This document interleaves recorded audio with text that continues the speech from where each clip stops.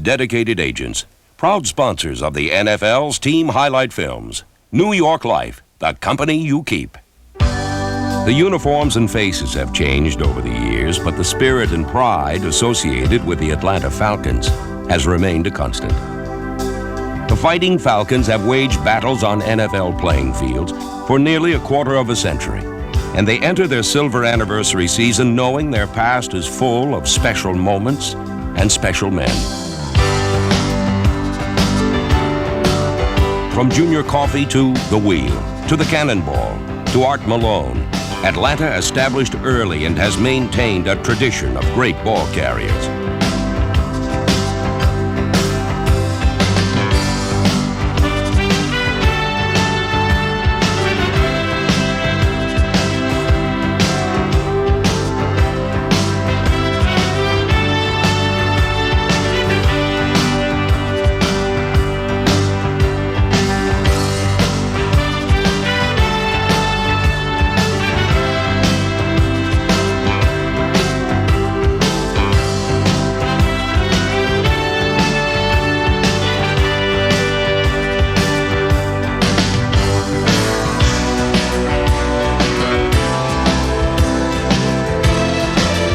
Atlanta has had its share of success on the ground over the years. This franchise would settle for nothing less. But the Falcon is meant to fly, to soar. And since 1966, Atlanta airways have been flooded with footballs.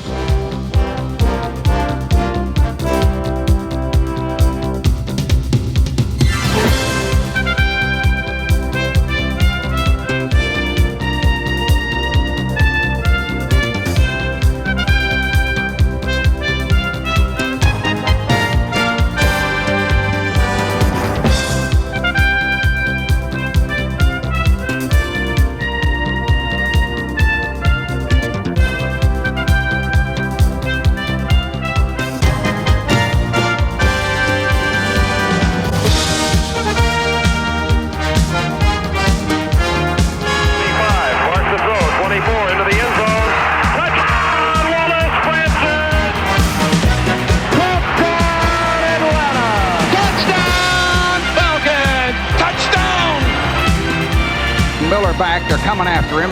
Miller gonna throw a long bomb, touchdown! Intimidating, aggressive, attacking. All characteristics of a Falcon defense that at times has been one of the NFL's most frightening.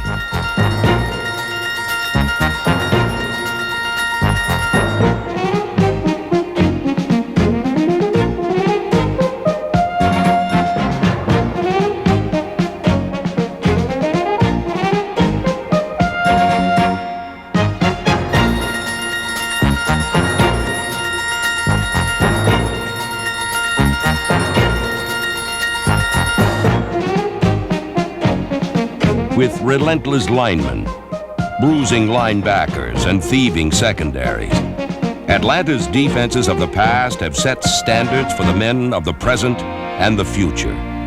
Standards that will be met head on.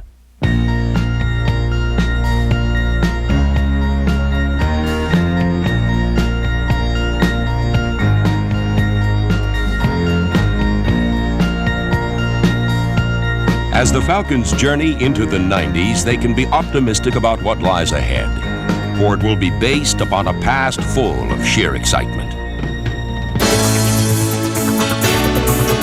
Billy Johnson will field this one. Deion drifts to the left, takes it on the 32, dropped it. Picked it up, one man missed him, another man missed him. Now he's going wide off to the right. Johnson off to the races down the left sideline. My God, Deion Sanders is going to score. My God, Billy Johnson, touchdown Atlanta.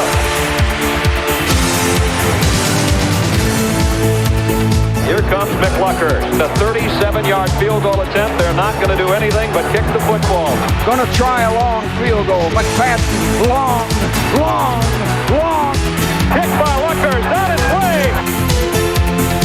Good. It is good. Luckers, the Falcons win it.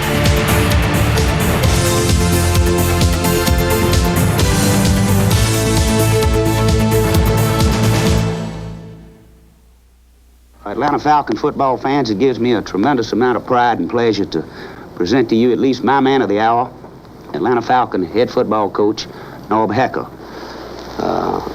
My biggest job now, of course, is to assemble a staff, which I intend to start on immediately. First choice, first round, our newest member, the Atlanta Falcons. I think we're going to have to concentrate on youth.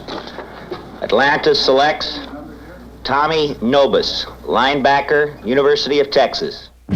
Selecting one of the game's great linebackers to anchor the defense isn't a bad way for a franchise to begin. Tommy Nobis would prove to be the heart and soul of the early Falcons, and before his illustrious career ended, he would appear in 5 Pro Bowls.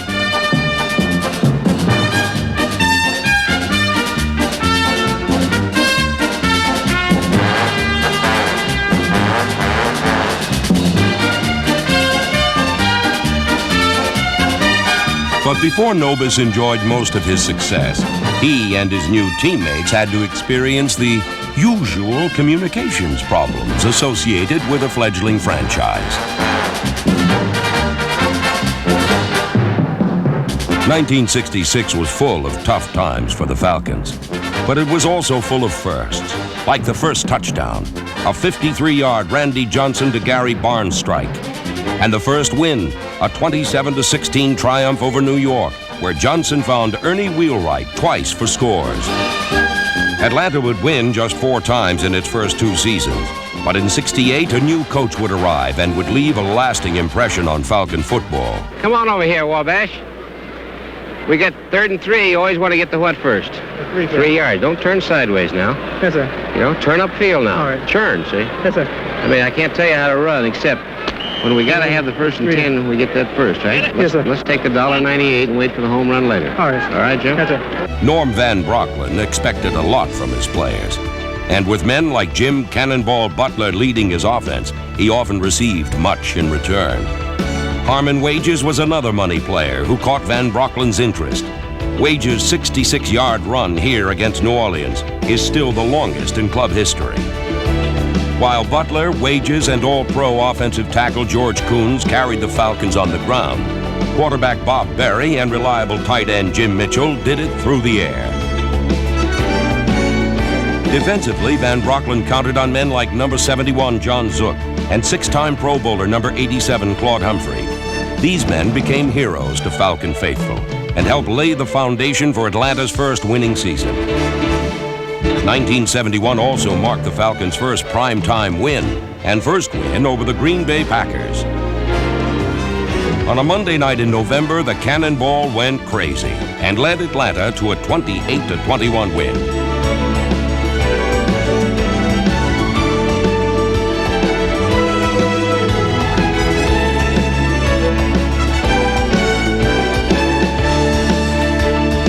And when rookie Ken Burrow had his second 190-yard receiving game of the year in a win over New Orleans, Atlanta had a 7-6-1 record. 1972 marked another Falcon milestone as Dave Hampton passed the 1,000-yard rushing mark. Unfortunately, on his second-to-last carry of the season, he lost 6 yards and wouldn't see 1,000 again until 1975.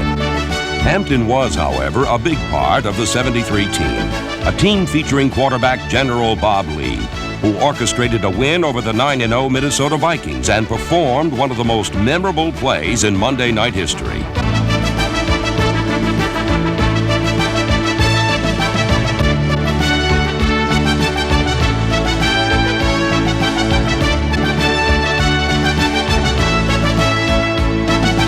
In Norm Van Brocklin's final full season as Falcon head coach, Atlanta would finish with a then club record 9 wins. The 40th annual National Football League selection meeting is now in session.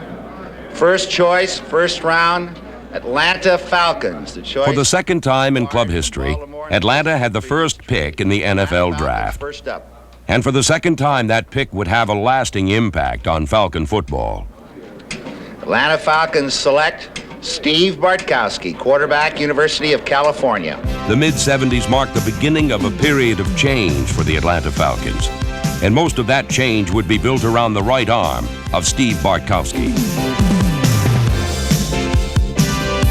1975 also saw the acquisition of wide receivers number 84 Alfred Jenkins and number 89 Wallace Francis. With this talented tandem catching passes for years to come, Bartkowski would go on to set nearly every club passing mark, and the Falcons would go on to become one of the league's most explosive teams.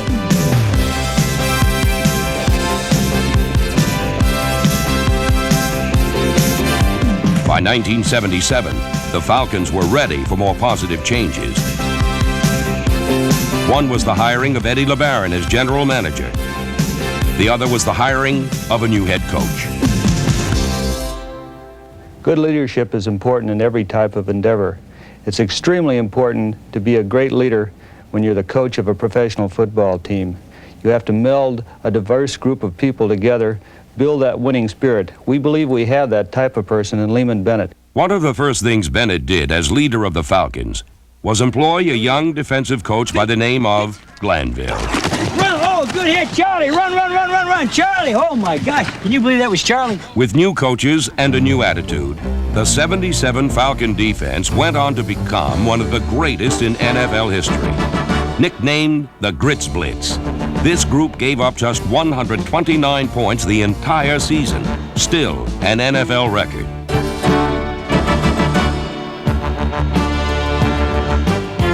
With men like Jeff Merrill, Mike Lewis, Jim Bailey, and Claude Humphrey leading the line, Greg Brazina and Fulton Kuykendall heading the linebackers, and Ray Brown and team MVP number 22 Roland Lawrence anchoring the secondary, Atlanta went on to record 42 sacks and 48 takeaways. While Atlanta's defense led the 77 team to a 7-7 record, it was the 78 team's ability to find a way to win that became its trademark. There was Tim Mazzetti's 5 field goal performance in a 15-7 win over LA. Then there was perhaps the most hair-raising play in Falcon history, Big Ben. So the Falcons will have to go 57 yards. 3 wide receivers are all on the right side. Bartkowski with a snap, drops the throw. Clock is running now. Down to 17. Throws long. Everybody's down there. The Saints look like they're there. There's the ball in the air. Jackson catches it. Touchdown, Atlanta. Unbelievable. The Atlanta Falcons have come from behind with 10 seconds to go in the ball game. They are wrestling in the end zone, and the Falcons have taken the ball game with 10 seconds to go. Could have believed it. Who'd have believed the Falcons would make the playoffs? But there they were, trying to win their first postseason game in dramatic fashion. To go. They're going to have to start going for pay dirt in a moment. Bartkowski, Eagles blitzing. He throws long. Jackson's there. Touchdown! Francis! It's Wallace Francis! Wallace Francis has caught the touchdown pass with a minute 39. This crowd is dancing in the seats. Atlanta would have its season ended by Dallas the next week. But the tradition of winning and finding improbable ways to win was just beginning. Long count. Oh! It's over Erxlaven's head. It's at the 10. It's at the 5. Anybody scores wins. Erxlaven running. He throws the ball. It's caught in the air. Touchdown Atlanta. Falcons win. Unbelievable! 1979 marked the continuation of minor miracles, and it also marked the arrival of a pair of the greatest runners in Falcon history, Lynn Kane and number 31, William Andrews. Andrews would gain nearly 6,000 yards in his Falcon career, and he would be a vital member of the most successful team in club history. The 1980 Falcons were a perfect blend of all the changes that had been made over the last 5 years. They were a team that relied on an explosive offense, a stingy defense, and last-second heroics. They're blitzing and they get him! And it's fumbled. It's picked up by Atlanta. Joe Williams, touchdown Atlanta. Here it is, 4th and 11 at the Falcon 46. Bartkowski back to throw. He's going long. He's got Jackson. He catches it. Falcons win 13-10. Bartkowski gets to Ray Strong. Wants to sweep to the right side. Gets a block inside the 20. 15, 10, 5. Touchdown! Ray Strong. Ray Strong's overtime touchdown in St. Louis kept alive a winning streak that eventually would reach 9 games and would end with a club record 12th win, the most important win in Falcon history. The red wave is washing ashore here in Atlanta Stadium today. Bartkowski's going to go long. He's looking for Francis. He catches it at the 40. He's going to go all the way. 10, 5, touchdown!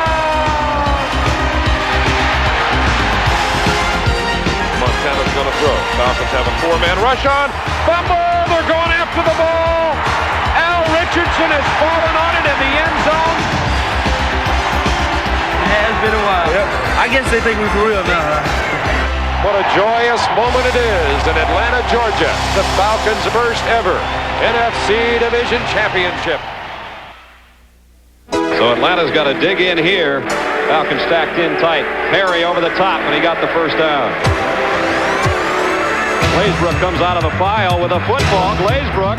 After finishing second in the NFC West in 1981 but failing to make the playoffs, Atlanta kicked off the '82 campaign with the second longest defensive touchdown in club history. Bob Glazebrook's 91-yard score is second only to Tom Pridemore's 101-yard interception return.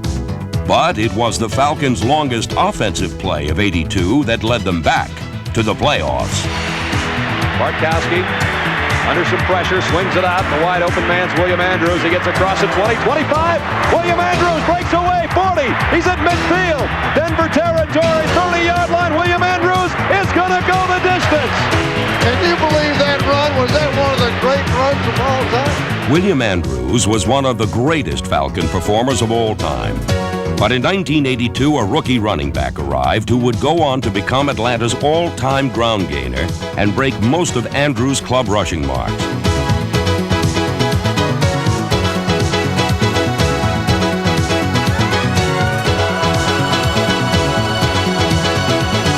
In his 7 seasons with the Falcons, Gerald Riggs rushed for nearly 7,000 yards, and he was part of a new group of men who would excite Falcon fans for much of the early 80s. And when it came to excitement, the Falcons had one of the NFL's most dazzling players of all time in number 81, Billy White Shoes Johnson. It's hard to say whether Johnson will be remembered best for his stylish punt returns, his new wave dance steps during end zone celebrations, or his heroics during Big Ben again, a play that could only take place under a full moon. So now they've got to go to the end zone with 2 seconds left. Are we talking Hail Mary? I would say right here you've got to go to Billy White Shoes and let him do a little dance with the ball and try to go for the end zone. Bartkowski to throw. He is going long down the near sideline. It's going to be a jump ball, and it is pulled down by Billy Johnson. Johnson inside the 10, 5. He is down. He is. Give it to him. He's in. Touchdown. Touchdown Atlanta. Big Ben left, and it worked.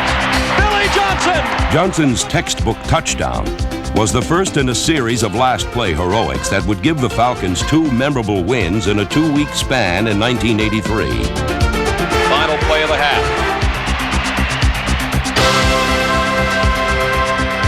Airing it out down the right side. He's got Bailey out there.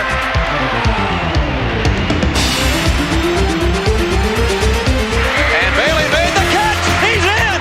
It's a touchdown. And lightning strikes twice in 2 weeks. Lightning struck twice in 2 weeks, but cornerback Kenny Johnson was even more explosive, striking twice in the same game. Waits over the middle. It's intercepted by Kenny Johnson. Johnson 20. Johnson down the left sideline. He is in. It's a touchdown. Kenny Johnson. 2 interceptions. 2 touchdowns. Johnson's score gave Atlanta a 47-41 win in a game it had trailed 21-0, and continued to prove that if the game isn't done, neither are the Falcons' chances to win it. Floyd Dixon. He's got it. Dixon to the 15, the 10, the 5. Dixon to the 4-yard line. 23 seconds to go. Falcons down by a point. Snaps clean. Kick on its way. The kick is good. This 1986 win was yet another chapter in Atlanta's history of storybook endings. But 1986 also was the end of a career for one of the Falcons' all-time greats. After 18 seasons, center Jeff Van Note retired, leaving behind him a legacy of dedication and service. Van Note, along with perennial Pro Bowlers Mike Ken and Bill Fralick, likely will be the measuring sticks with whom all other Atlanta offensive linemen will be compared. Van Note is as big a part of Falcon history as anyone, just like quarterback Chris Miller and running back John Settle look to be a big part of Atlanta's future.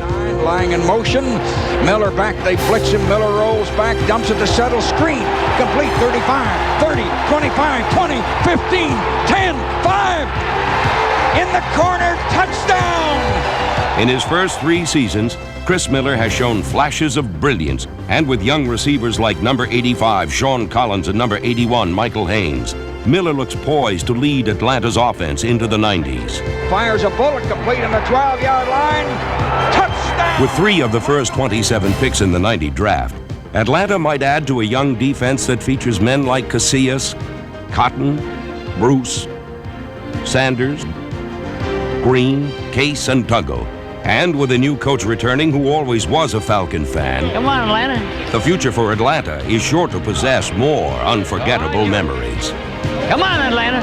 Big Ben, Big Ben, Big Ben. Falcons' last play. Man can get blood pressure problems with this stuff.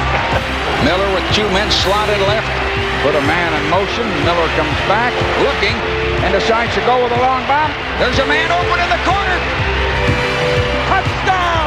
I'm not believing what I just saw.